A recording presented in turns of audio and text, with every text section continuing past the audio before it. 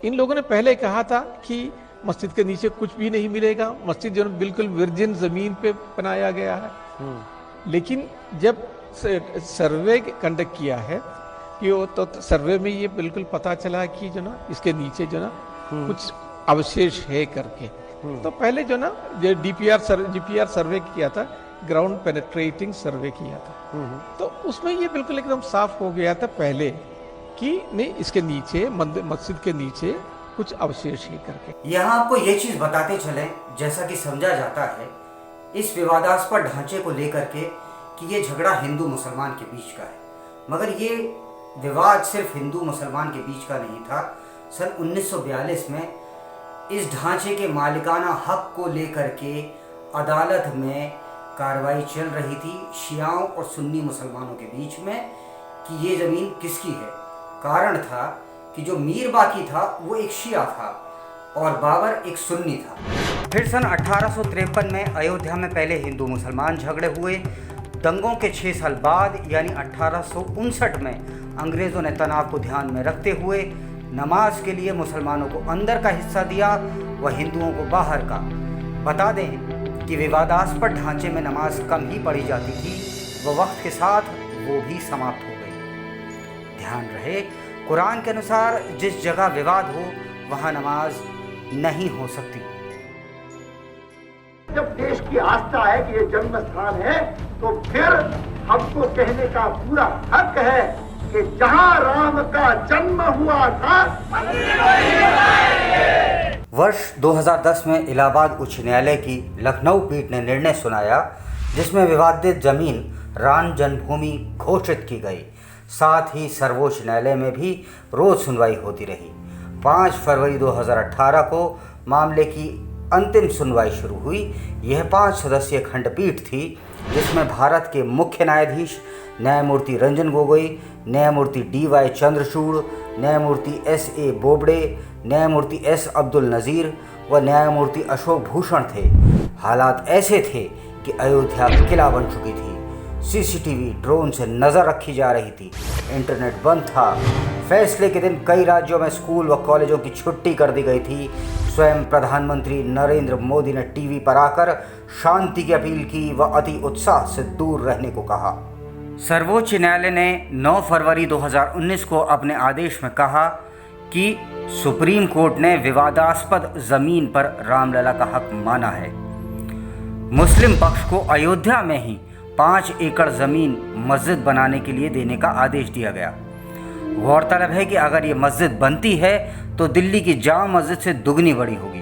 अंततः कहा जा सकता है कि न तो ये किसी की जीत थी न किसी की हार। एक फैसला जिसे हर हिंदुस्तानी ने माना, मगर इतने अच्छे फैसले पर नुक्ताचीनी करने वाले कुछ लोग भी थे, जैसे असदुद्दीन ओवैसी।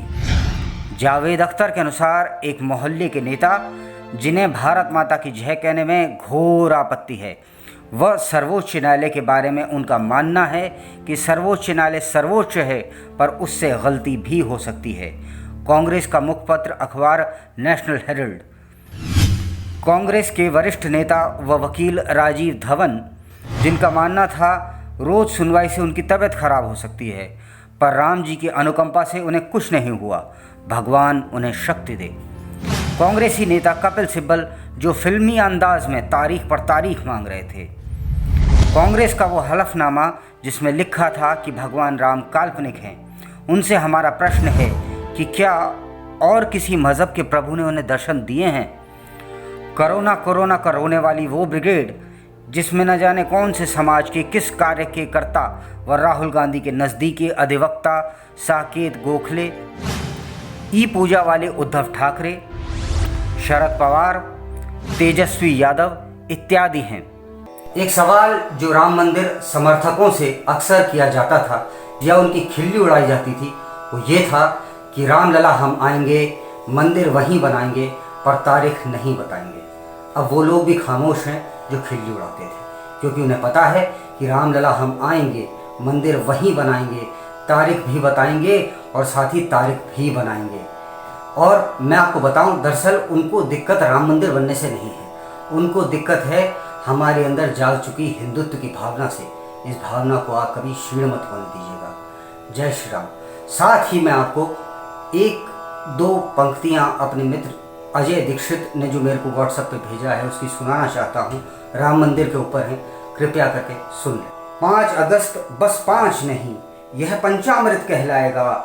एक रामायण फिर से अब राम मंदिर का लिखा जाएगा। जितना समझ रहे हो उतना भूमि पूजन आसान न था, इसके खातिर जाने कितनी माताओं का दीप बुझा।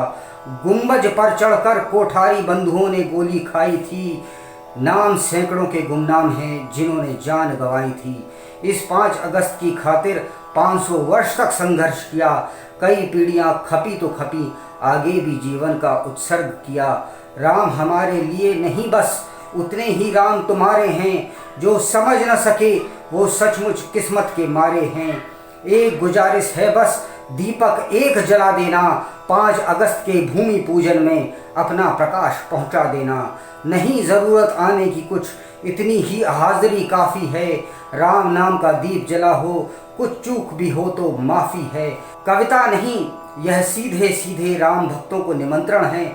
असल सनातनी कहनाने का समझो कविता आमंत्रण है। जय श्री राम, जय जय श्री राम। अंत में कहा जा सकता है 5 अगस्त को नरेंद्र मोदी राम मंदिर बनने के लिए पहली चांदी की ईंट रखेंगे। 200 अति महत्वपूर्ण व्यक्ति ही आमंत्रित होंगे। स्वच्छता, सामाजिक दूरी का पूरा ख्याल रखा जाएगा। कई चैनल लाइव प्रसारण करेंगे और विश्व में इस साल 2 बार दिवाली मनेगी। पहली बार 5 अगस्त को और दूसरी बार 14 नवंबर को, और दोनों ही बार मर्यादा पुरुषोत्तम अपने घर पुनः वापस आए हैं। आभार सहित संवाद न्यूज़ इंटरनेशनल।